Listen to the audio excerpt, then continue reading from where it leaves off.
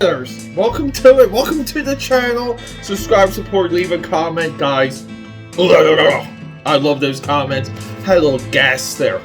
I gotta just say this, my legs are on absolute fire from today's workout. It just went too hard, but you look, the best thing you can do to be an artist, the best thing you can do to draw is to work out, strength-based workouts, because your body needs to be strong if you're going to sit comfortably for a long time at the drawing table.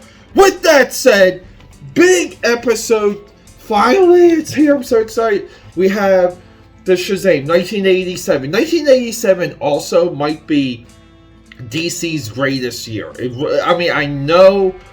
I know people have their opinions on it. 87 might be their greatest year. This Shazam series, we're going to get into it. 4 issues.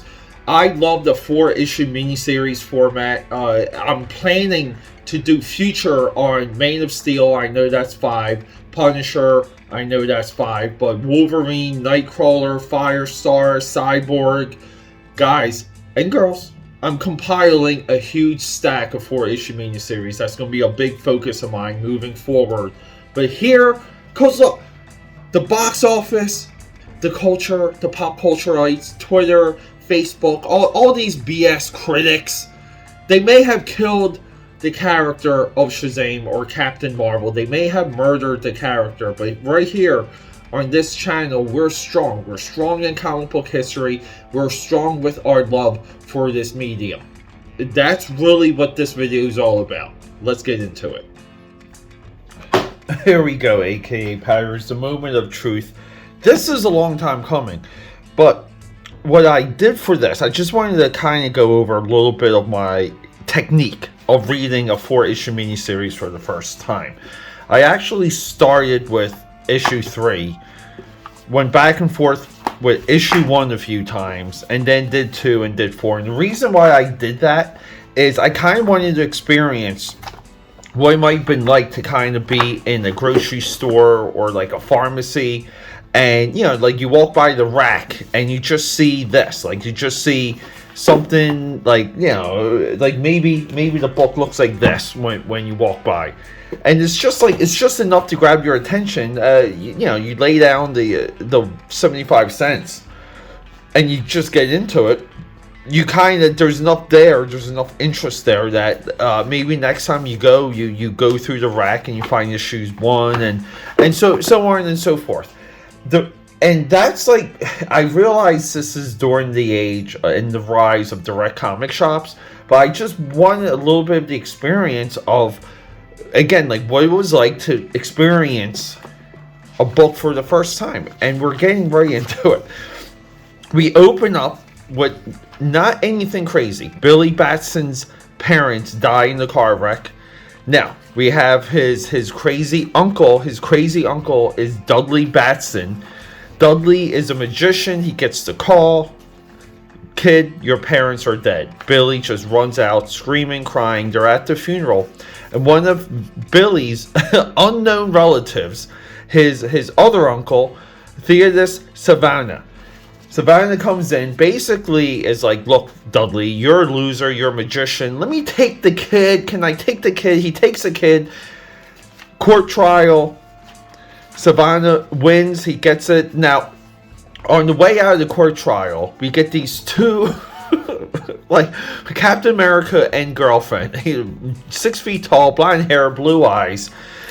These two are the minions of Dr. Savini, and they're like, hey, Billy, it's awesome with us. Come hang out. You will have a great time. And Billy's like, you know what? I think you guys have a point. Maybe I will be better off with you two. So, he gets home. He loses. He ends up at Dr. Savini's house. And Dr. Savini just basically, like, whoops the boy and tells the boy that he's worthless. Throws him in the room with a boarded up door and window. Well, boarded up window. And that's it. And then the next day at school, Billy Batson gets whooped at dodgeball, gets into a fight, and essentially he runs away. And this is like this moment here is the Billy Batson trope. The Billy Batson origin story is that he has to end up not as an orphan but as a runaway. That's so important to understanding how downtrodden the character is. He really needs to have nothing. Every interpretation basically deals with this, except for, I mean, pretty much the modern day movie. A phantom stranger finds Billy and basically lures him into this underground cavern.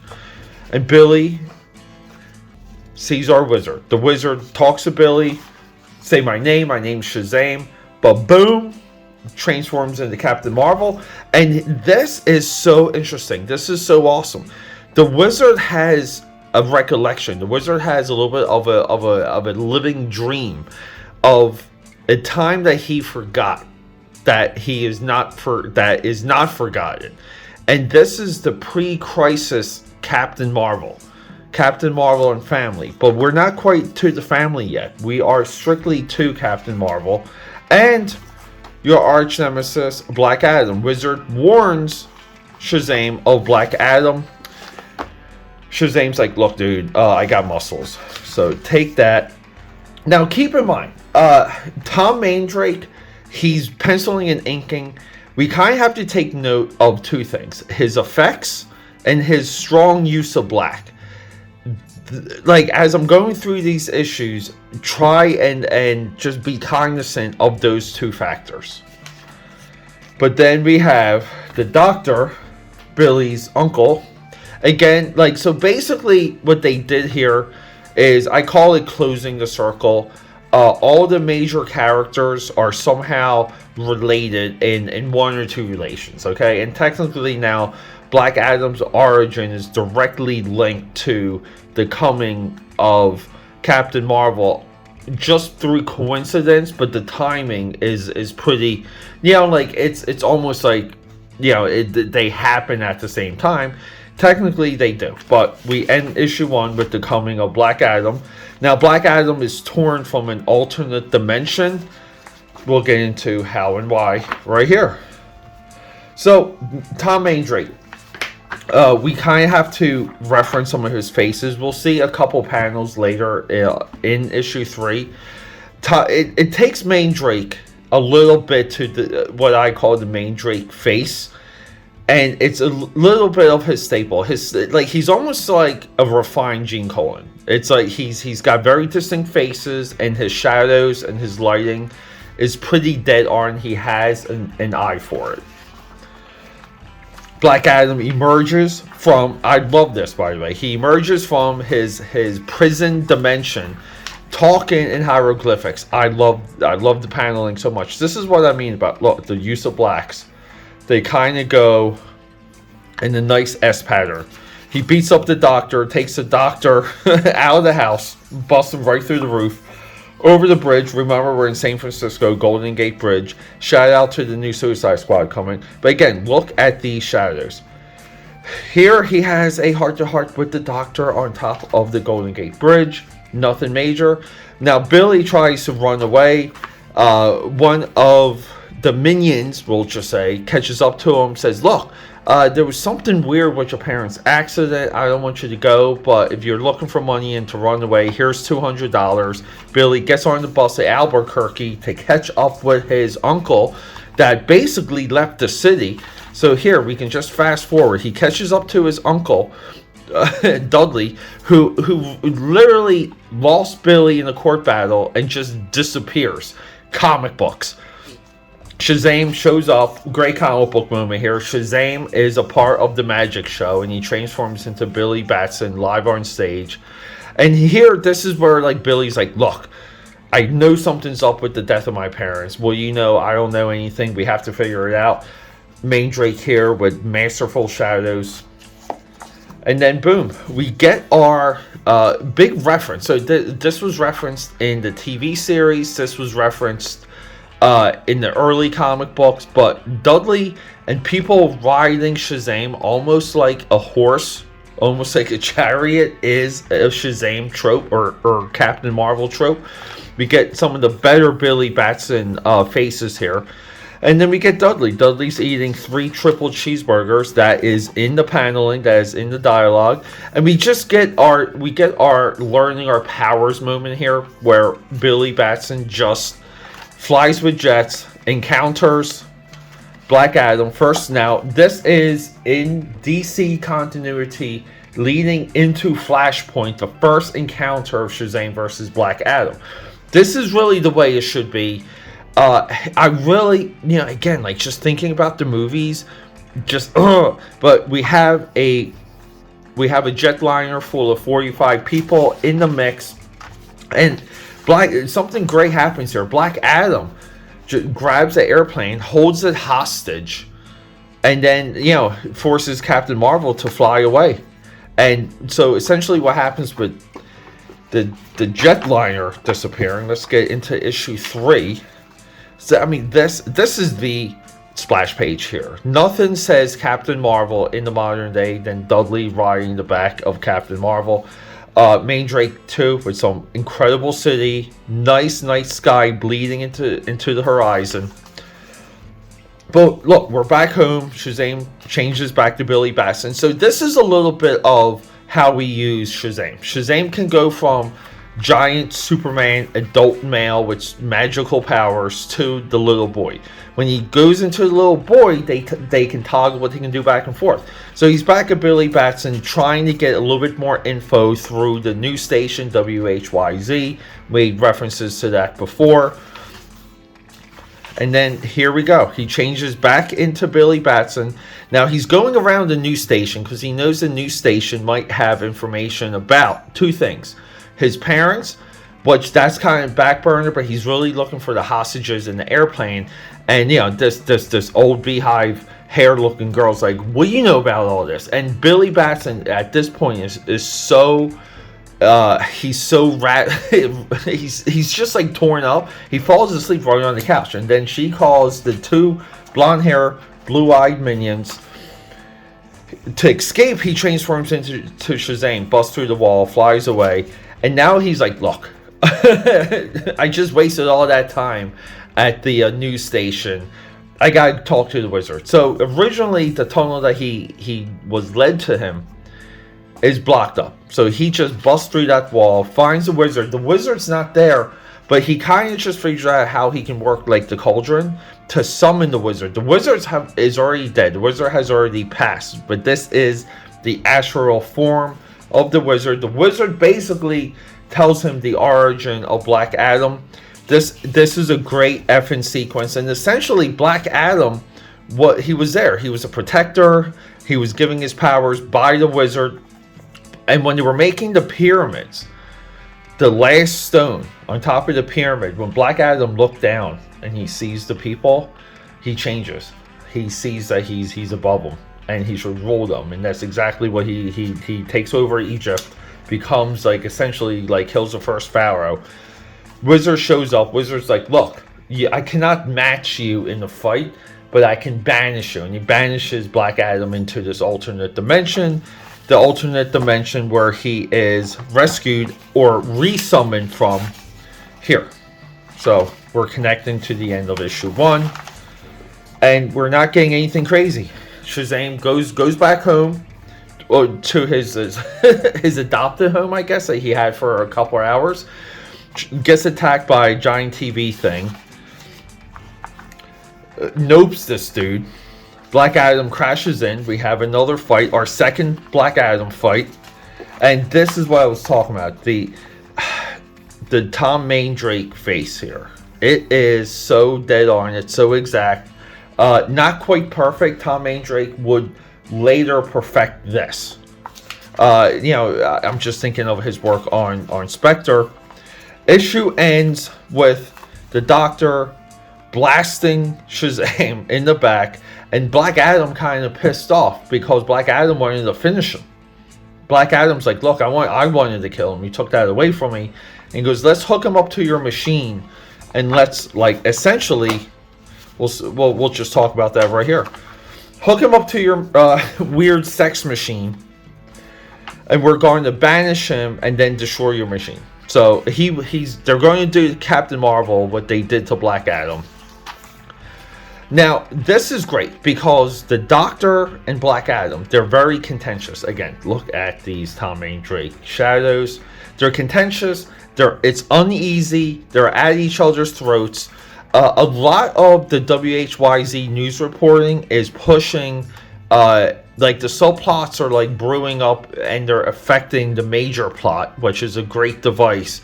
But they're like, look, this news station is they know too much. They're talking. We gotta shut them down.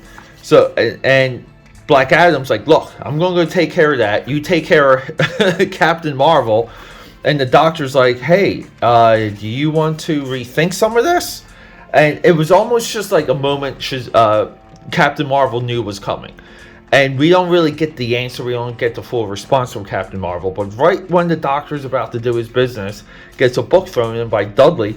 Look at these panels right here from Mandrake. Look at Dudley's face. So freaking good. Look at the shadows on Captain Marvel's face. I love it. And then boom, Shazam transforms into Billy Batson to slip out of his holdings. Billy Batson fights the Doctor. Dudley and Batson basically defeat the Doctor. He transforms back into Shazam. This is now like the third or fourth time they've flown through a hole in this dude's house, by the way. And then, yeah, Shazam catches up to Black Adam, and you can guess it, they have a giant, this panel here is great. Just them about to clash. Like, we see some of this stuff now. Like, we see this in, like, the Man of Steel movie. But here, it's like you really are, like, the imagination is just working overdrive. But yeah, Billy Batson transforms, or Shazam transforms, or Captain Marvel, transforms back into Billy Batson. And Black Adam isn't wise to it. Black Adam's like, hey boy, like, you're pretty cool, you're pretty confident, but where is Captain Marvel? And essentially what happens is, look, the Doctor's already worked the controls. He set everything up. Except for the one lever he didn't get a chance to pull. Remember, we go back earlier in the issue, and the Doctor does not have a chance to pull the lever because Dudley throws the book. Black Adam goes to really kill the kid, kill Billy Batson, punch his head off. Billy Batson ducks, and then bang. Black Adam puts himself back into the alternate dimension. We don't have a fate of the machine again, too. Like, fourth time we're flying through the Doctor's hole in the roof. But yeah, and then Shazam just basically, or Captain Marvel, rescues the airplane. 45 passengers are safe. Does some good work with the jetliner. We get some good news reports here.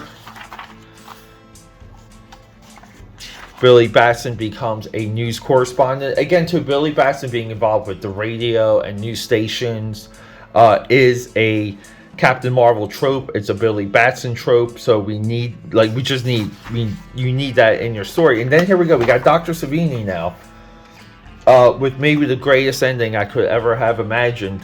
The worm in the bottle is Mr. Mind. And keep in mind, Mr. Mind, back in the day, had a 2.5-year long storyline where Mr. Mind was not revealed. It's one of the greatest, like, giant story arcs in comic book history, maybe number one, actually. And that story arc put Captain Marvel over Superman for a long time, just when it came to monthly readership. But we have the revelation, Mr. Mind as the worm in the tequila bottle. And then we have a wrap-up. Billy Batson wraps up the news story. He's sitting down. We're talking about Shazam. We're talking about Captain Marvel. And we set this up. So I made a mistake. At least you do if you read our recent Legends series, which occurred immediately after this mini. So I have to see the timing of the release. But this leads into Legends. Shazam or Captain Marvel is a big part of Legends. And Legends was DC's really big push to get their characters streamlined in the continuity post consolidation or post Crisis of Infinity Earths. This is choppy. It's a choppy story that the highs aren't high enough, but it's a great reintroduction and consolidation again. Take a shot every time I say consolidation, but it's a great example of smashing down some ideas that are a little bit too broad for the time, a little bit too goofy, but they smash them down, they close the circle, and they kind of build a little bit of a Shazam family, just a family of characters, not iterations of Shazam. It's successful in a lot of regards, but it's not a Grand Slam home run. And if this is the template to get people excited, to get more Captain Marvel, this does not do the trick. So it's a miss. But I did appreciate the artwork of Mandrake. Alright, guys. When I was making this video, like, I thought of the title, the thumbnail. Not perfect, but good. What is not perfect, but good? This Shazam miniseries is a definition of not perfect, but good, because it's challenging. They did a lot of things with this. They really swung for the fences, and they included everything. There's really nothing that they left out based on the original, like, Wiz Comics and that historic run that is, at this point, completely down the memory hole. No one respects Captain Marvel and how much Captain Marvel was kicking Superman's butt when it comes to popularity and rollout. AKAPAD here. Subscribe, support, leave a comment. Long video, I know it, but thanks for sticking with me.